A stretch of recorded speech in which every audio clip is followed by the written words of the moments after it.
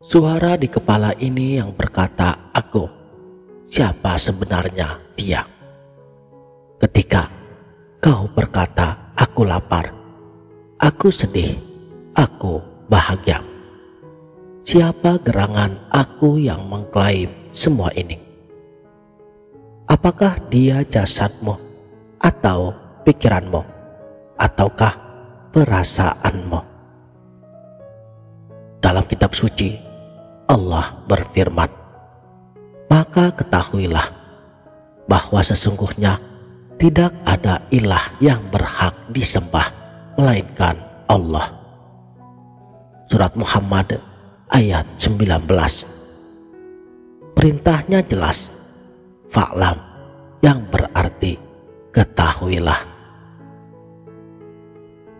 Salam sang sejati. Pengetahuan seperti apa yang dimaksudkan pada perintah fa'lam tersebut. Pengetahuan bahwa tidak ada yang patut disembah kecuali Dia. Tapi untuk sampai pada pengetahuan ini, terlebih dahulu kita harus bertanya, lalu siapakah yang menyembah dan siapa pula yang mengetahui? Inilah awal perjalanan kita kali ini, mengenal diri untuk mengenal Allah. Tapi diri yang mana?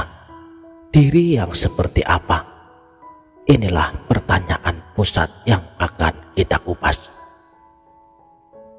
Sekarang kita bedah lapisan-lapisan diri ini. Pertama, al-jasad, tubuh fisik. Inilah aku yang paling kasat mata. Tapi apakah ini benar-benar aku? Tubuh ini berubah setiap saat. Sel-selnya mati dan berganti. Dari kita bayi, kemudian menjadi anak-anak, lalu remaja, dewasa, dan akhirnya tua. Jika tubuh ini adalah aku, jadi mana yang benar-benar aku? Apakah aku yang bayi, atau aku yang dewasa, atau mungkin aku yang akan tua nantinya? Tubuh hanyalah sebatas kendaraan. Ia pakaian luar yang kita kenakan untuk sementara. Dalam sebuah hadis, baginda Rasul Shallallahu Alaihi Wasallam telah menyebutkan kuburan sebagai rumah pertama dari rumah-rumah akhirat. Tapi perhatikan, yang masuk ke rumah pertama itu bukanlah jasadmu yang utuh, tapi jasad yang sudah berbeda. Kedua, an-nafs, sang ego. Inilah aku yang lebih halus, sang jiwa yang memiliki keinginan, kecenderungan, dan sifat-sifat yang dalam ilmu tasawuf, nafs ternyata memiliki tingkatan-tingkatannya. Ada nafs amarah, jiwa yang selalu memerintahkan perihal perbuatan keburukan. Inilah aku yang egois, aku yang serakah, aku yang mengikuti hawa nafsunya. Kemudian nafs lawamah, jiwa yang menyesal, aku yang sudah mulai memiliki kesadaran, yang mencela dirinya sendiri ketika berbuat salah. Lalu ada nafs mutmainnah, jiwa yang tenang. Inilah aku yang telah menemukan ketentraman dalam ketaatan. Tapi coba perhatikan, ternyata semuanya masih disebut dengan nafs. Masih ada sebutan aku, masih ada pemisahan. Ketiga, al-qalb, hati spiritual. Di sini bukan hati jasmani, tapi pusat kesadaran spiritual. Inilah aku yang mampu mengenal yang mampu mencintai dan mampu merasakan kehadiran ilahi. Qalb inilah yang menjadi medan pertarungan antara cahaya dan kegelapan. Tapi bahkan qalb masih bisa berbolak-balik.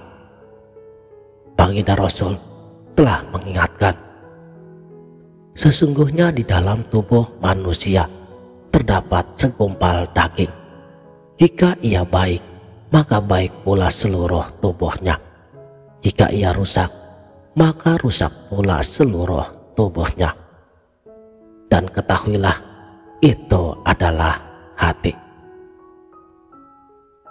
Hati adalah cermin, tapi siapa yang melihat di sebalik cermin? Yang keempat, ar-ruh, sang ruh ilahi. Inilah aku yang paling dekat dengan hakikat. Dan Allah berfirman, dan mereka bertanya kepadamu tentang ruh. Katakanlah, hai Muhammad, bahwa ruh itu termasuk urusan Tuhanku, dan tidaklah kamu diberi pengetahuan melainkan sedikit. Surat Al-Isra ayat 85. Ruh adalah rahasia ilahi. Ia adalah percikan dari dunia ketuhanan yang ditiupkan ke dalam jasad. Inilah aku sejati yang selalu merindukan kembali kepada sumbernya. Tapi perjalanan belum selesai, karena ada tingkatan yang kelima, yaitu asir, rahasia di balik rahasia. Ternyata inilah inti daripada inti, pusat daripada pusat. Sir adalah aku yang telah melampaui segala bentuk dan nama. Di sini tidak ada lagi aku dan engkau, yang ada hanya keheningan yang berbicara, kekosongan yang penuh. Sekarang kembali kepada pertanyaan awal, aku yang mana? Jawabannya semuanya, tapi tidak satu pun. Semua lapisan ini adalah manifestasi dari diri pada tingkat yang berbeda-beda. Tapi hakikatnya tidak ada diri yang mandiri. Tidak ada aku yang benar-benar berdiri sendiri. Inilah makna sejati daripada La ilaha illallah. Tidak ada yang patut disembah. Tidak ada yang benar-benar ada secara mandiri kecuali Allah. Akumu yang kau banggakan, akumu yang kau pelihara, yang kau bela mati-matian, pada hakikatnya adalah ketiadaan yang disifati dengan keberadaan semu. Seperti bayangan, ia ada, tapi keberadaannya bergantung sepenuhnya pada yang membayangkan. Syekh Ibnu Arabi telah mengatakan, aku hanyalah topeng yang dikenakan oleh sang hakikat untuk tampil dalam wujud makhluk.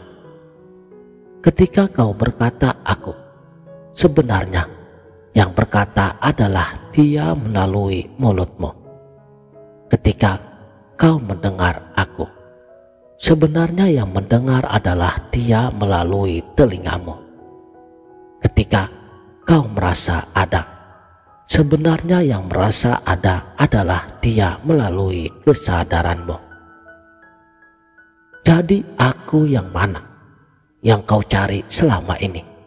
Yang merasakan lapar dan haus, yang menangis dan tertawa, yang berdoa dan bersujud, yang rindu dan cinta. Itu semua adalah dia yang menampakkan diri melalui cermin dirimu. Tapi jangan salah paham, ini bukan berarti kau adalah Tuhan. Justru sebaliknya, kau adalah ketiadaan yang diwujudkan oleh keberadaannya. Seperti wayang, geraknya adalah gerakan dalang, suaranya adalah suara dalang. Keberadaannya adalah karena dalang. Makanya ketika kau bertanya, aku yang mana? Jawaban akhirnya adalah tidak ada aku, yang ada hanya dia. Inilah puncak pengenalan diri. Inilah makna sejati dari man arofa nafsahu faqad arofa rabbahu. Diri yang kau kenal sejatinya adalah tangannya yang menggerakkan, matanya yang melihat, hatinya yang merasakan. Kau mencari diri di balik diri, berhentilah untuk mencari, menyerahlah, biarkan akumu yang kecil ini melebur dalam akunya yang maha agung. Karena sesungguhnya wal awwalu wal akhiru wal zahiru wal batinu, dan kau adalah manifestasi dari nama-namanya yang maha indah. Jadi, aku yang mana? Sekarang kau sudah tahu jawabannya. Demikianlah. Terima kasih telah menonton. Salam